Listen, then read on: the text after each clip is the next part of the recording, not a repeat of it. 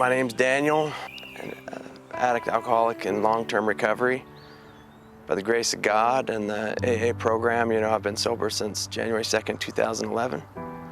It's been a lot of years since I've shared my story, I grew up right here in Utah on a little farm.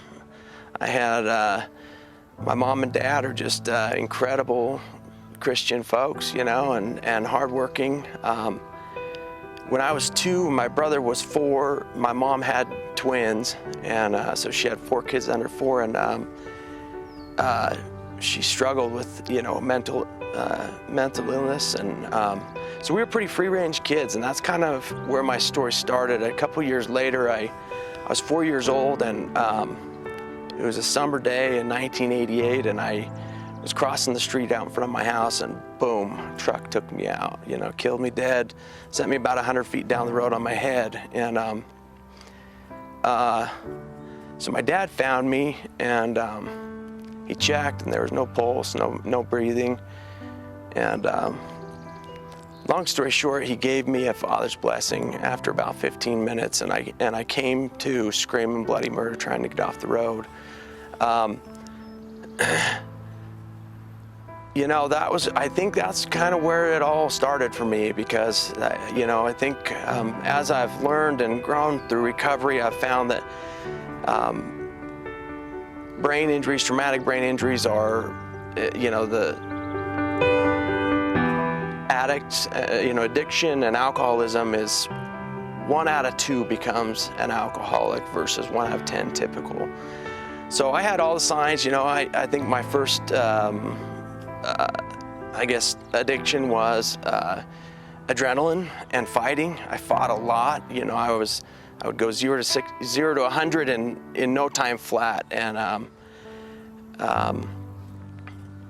came back feeling different. I knew I was different than everybody else, and I didn't fit in anywhere. Nobody understood why this kid would, go from 0 to 100 so fast, and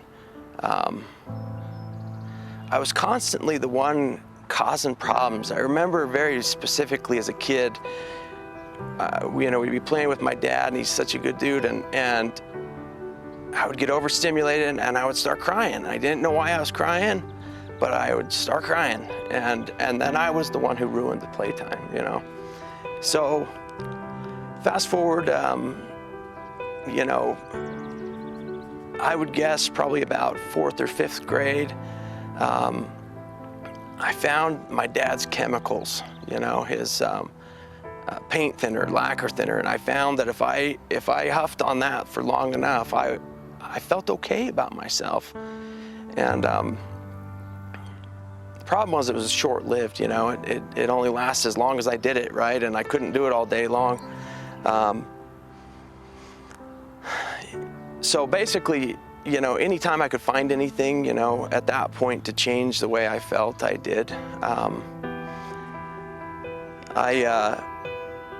I would say I was about 12. I knew my neighbors had beer in their garage, and they killed the snails with it, I guess. And I remember it was warm Michelob Light. I'd been sitting in a garage all summer for, hell, I don't know how long. So it was probably rotten, but we stole it, and my cousin, who was my best friend growing up, he and I drank it. He drank about a half a beer, and he couldn't do it, and I drank 3 because I wasn't drinking. I was drinking on purpose. I wanted to feel okay. And fast forward, that MO continued. I wrecked a dirt bike doing 65 miles an hour without a helmet or a shirt, and got another brain injury, and that was probably around 18, 17 years old. I was in a car ditching school with a girl, and we got on the freeway, and she rolled us. She rolled us, no seatbelt. I was in the back seat. We rolled, 3 or 4 times, broke my back, got a brain injury. And I was off to the races. I found opiates, Oxycontin was a lot easier to hide than beer was, or huffing or whatever else. And the doctor gave it to me. And so you know, about that time, I think, you know, I tell people, man, I don't know that I would still be alive if you know, drugs and alcohol worked for a while. You know, it worked for a while. It kept me from killing myself. You know, I think all through junior high and high school, I had severe depression. I cut on myself. You know, a few times in the mental hospital, you know, just trying to figure out what the hell, you know. You know, the one thing that was constant about this all is everybody always used to tell me, you know, they would hear my story about when I got hit by a truck when I was 4, the accidents, and they would say, you know, God must want you here, right? And I thought that was bullshit, you know? I thought that was such bullshit. I resented God, and I resented my dad for fucking giving me the blessing, you know? I didn't want to be alive. Shit, man. So I was a pro from the start. You know, drugs and alcohol were the solution for a long time, and they worked for a long time. You know, I think I found cells when I was about 18 and learned that I could make really good money, and I was around a lot of people who had money and endless supply of drugs, you know. And that was the ticket, right? I was never the one breaking into cars and stealing your shit to try to get drugs. I usually supported myself, you know, and the paychecks, usually they didn't last long enough, so Check City was a constant.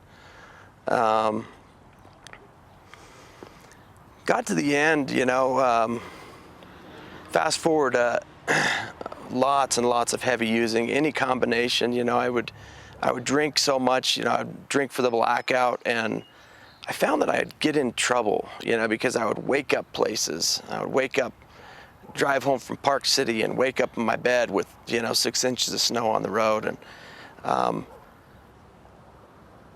you know, I like to be conscious and coherent about, you know, that's the story I told myself, right? And so that's where the prescription medication worked for me. I could work on it. So fast forward, I think probably 2005, I had gone way downhill. You know, I was combining, you know, lots and lots of Oxycontin, usually, you know, I don't know, 6 or 10 or 12 a day, you know, 80s, and depending on what I could get, and sleeping pills to go to bed, and pot and alcohol, and I was just doing it to survive at that point. I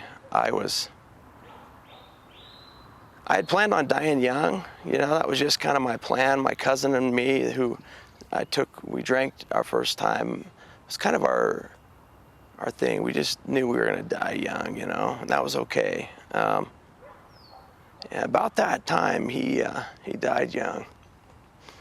You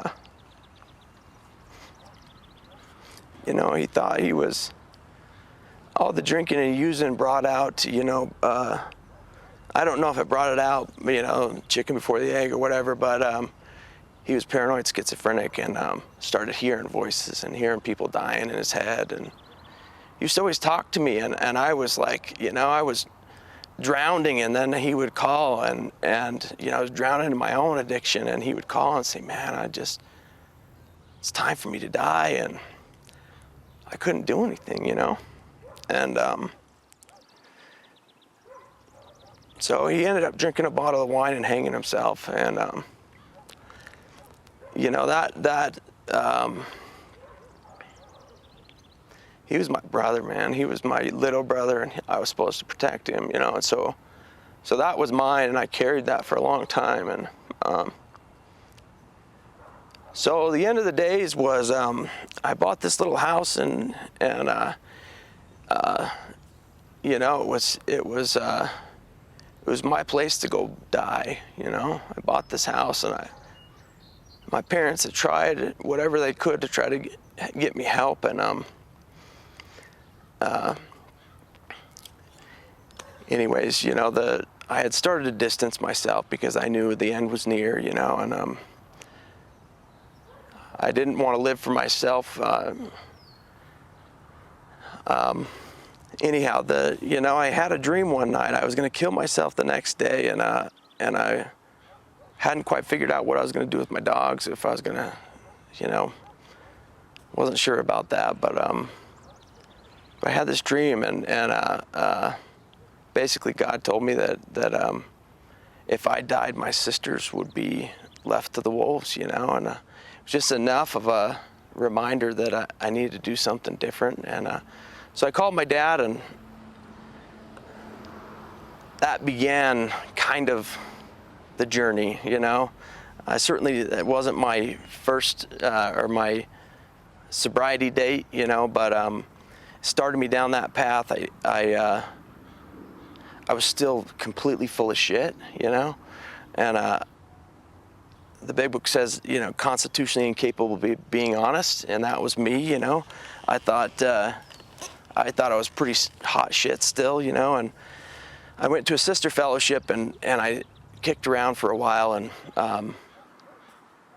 it took what it took, man. You know, there was a few guys there that had peace and serenity in calamity, you know, and I wanted that, and I had looked for it in money and stuff, and the reality was, in the end, I had a whole lot of stuff, and I had this big hole that never was filled, you know. The stuff just, I would get it, and the hole would feel bigger, you know, and so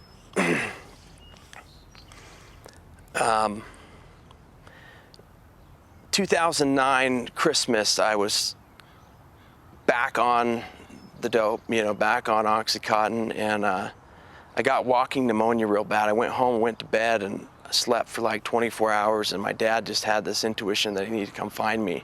So he came and found me, and we went to the Instacare, and you know, I was just a couple of hours from being dead, you know.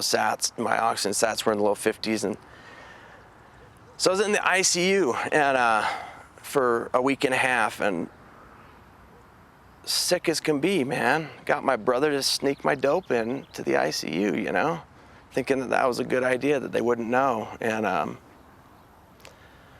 so up, down, and all around, trying to get sober, couldn't get sober for the next year. December 2010, I thought, man, I'm gonna fix my